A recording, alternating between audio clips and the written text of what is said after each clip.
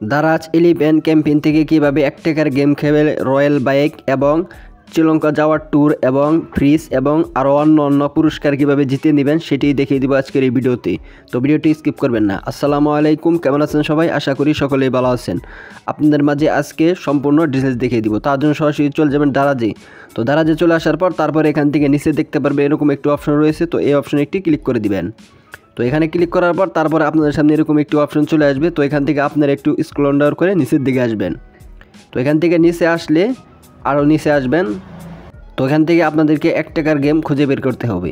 তো এখান থেকে নিচে আসবেন। নিচে আসার পর তারপর এখান থেকে দেখতে পাচ্ছেন এখানে লেখা আছে 1 টাকার গেম। তো আপনারা কি করবেন, এই অপশনে একটি ক্লিক করে দিবেন। তো এখান থেকে এই অপশনে একটি ক্লিক করে দিবেন।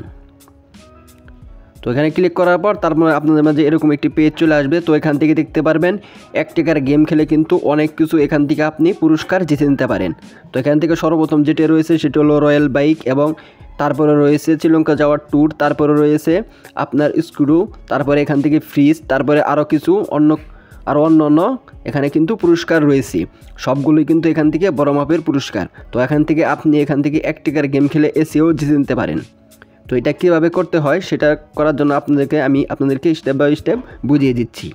তো তার জন্য আমি একটি প্রোডাক্টের উপরে কী করব, এখান থেকে ক্লিক করব। তো এখান থেকে আমি এই বাইকের উপরে একটি ক্লিক করলাম। তো ক্লিক করার পর তারপরে এখান থেকে দেখতে পাচ্ছেন অ্যাড টু ওয়াচ লিস্ট যে অপশনটি রয়েছে। তো এই অপশন আপনার কি করতে হবে, যখন আপনার এটা শুরু হবে তখন আপনি কি করবেন, এই অপশনে ক্লিক করতে থাকবেন। এখান থেকে আপনি 10-12 বার এবং আপনি যত পারেন তত এখান থেকে ক্লিক করবেন। তো এখান থেকে ক্লিক করতে করতে এক সময় যখন বাই নাও অপশন আসবে তখন আপনি এখান থেকে এটা সুযোগ পাবেন, বা এখান থেকে এটা গেম খেলার কিন্তু আপনি সুযোগ পেয়ে যাবেন।